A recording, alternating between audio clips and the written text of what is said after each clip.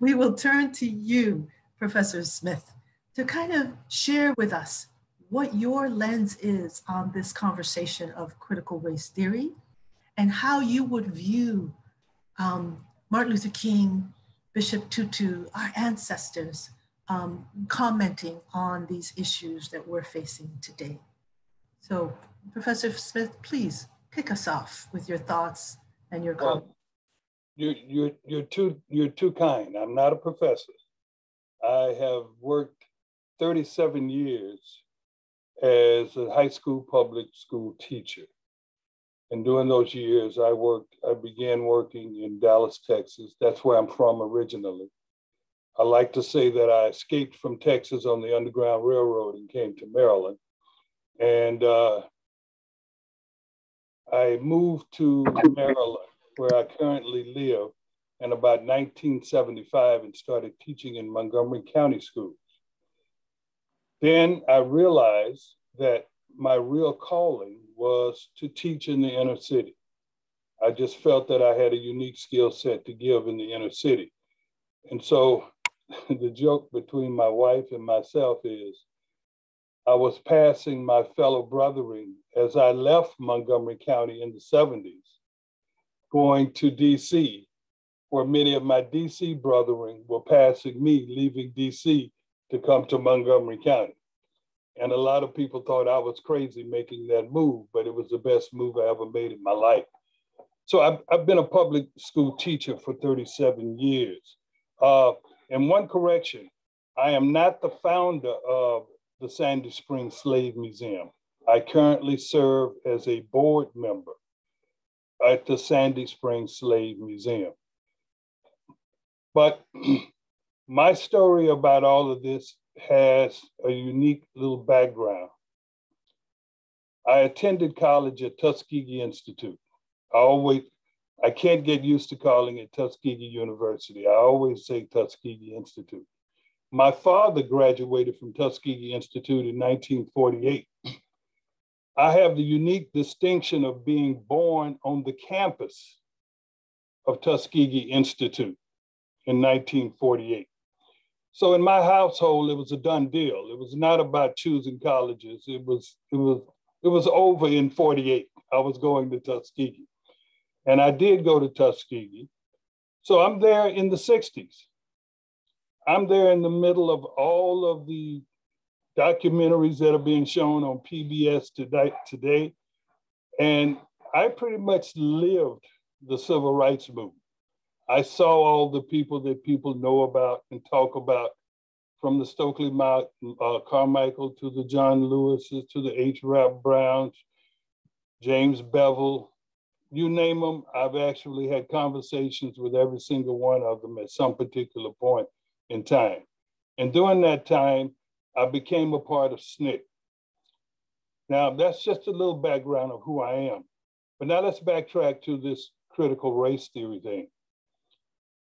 If anybody's done any research about critical race theory and this philosophy, ground zero of critical race theory as it relates to public schools came from a school system and a community called South Lakes, Texas, which is for me, is a new community right outside of Dallas, Texas. Critical race theory has been a philosophy that's not new. It's been going on since the 70s and the early 80s, but it was primarily being discussed in places like law schools and higher education on college campuses, with the main thought being something like this. I'm sorry, being a public school teacher, I have to have my hands. If I lost my arms, I wouldn't even be able to talk. So I have to talk like this.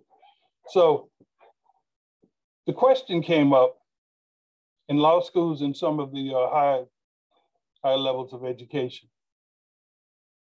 If we have passed all these laws, and if we have attempted to address all of these issues, with laws being like Brown versus Board of Education, Civil Rights Act, Accommodation Act 1964, Voting Rights Act 1965, and you can go on and on and on.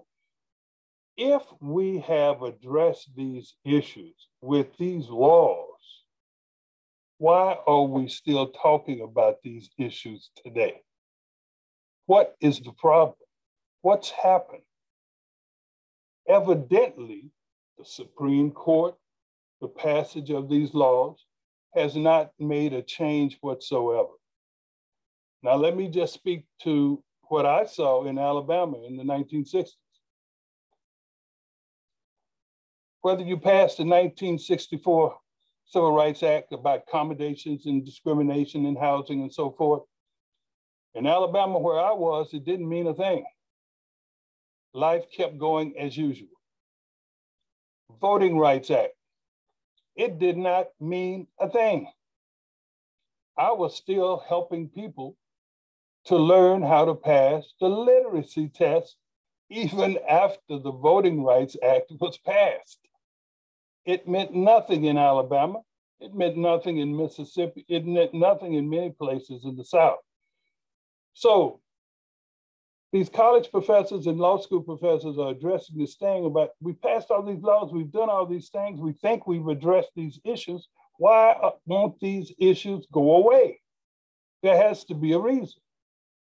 Well, now we get to the dirty word.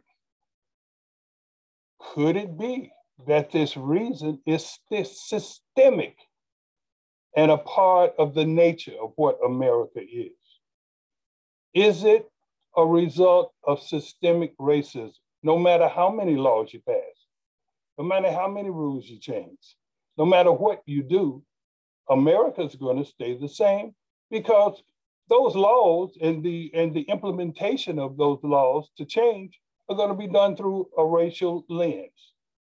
So we're spinning our wheels constantly. I can remember going out talking about gerrymandering.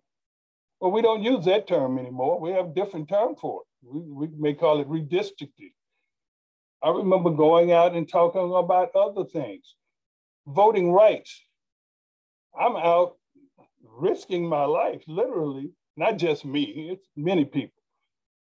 Registering people to vote and trying to get people the access to voting. And here it is, 2022. It's like, oh my God, here we go again. When are we going to change? So the critical race theory philosophy originally came from these college professors who were evaluating why changes have not really taken place at the pace we thought they would, and what could possibly be the reason. Now, the one thing that the conservative right is good at, they're good. They're very good at couching the argument in the manner in which they want it couched. So you have people at school board meetings talking about critical race theory, critical race theory. These people don't even know what they're talking about. Critical race theory is not being taught in any public school in any place in the United States nor the world.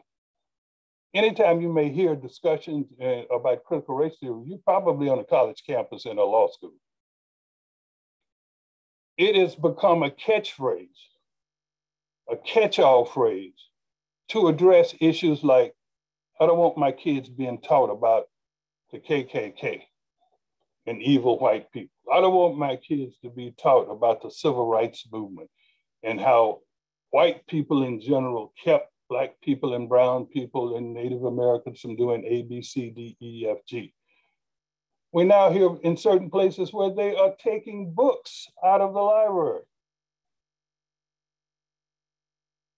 Sounds like something that happened a long time ago to me. In Texas, I'm going to say this one thing. This is laughable, but this is almost, you laugh to keep from crying. In Texas, in suburban school systems all around Dallas, the state of Texas has passed a law that basically says you can't take anything related to race, racism, discrimination without, and this is how they couch it to make it seem like it's just not a just blatant racist law. You can't teach anything without offering a counter argument. Now check this out. There was a curriculum developer who came to this school system in this community called South Lakes. She was speaking to social studies teachers. One of the teachers at the meeting taped the conversation. The curriculum person says, here are the rules and here's how we're going to apply them. We can't do this. Oh, Martin Luther King's I Have a Dream, we can't talk about that. Letter from Birmingham jail, we can't talk about that. Now, if things like the Holocaust comes up, I'm paraphrasing what she says. If things like the Holocaust comes up, we need to find a counter argument for it. And one of the teachers raised their hand, who happened to be Jewish, and said, just what would be the counter argument to the Holocaust? The counter argument is denial that it ever existed. So that's what we're supposed to teach? And the lady was at a loss for words. These arguments are going all around in Texas today.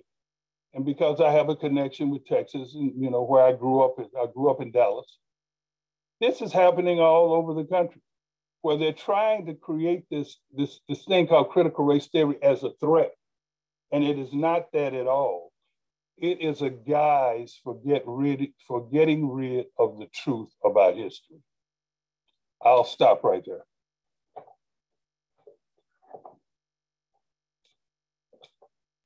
Couldn't be more clear. This critical race theory is a guise. And thank you so much for laying it out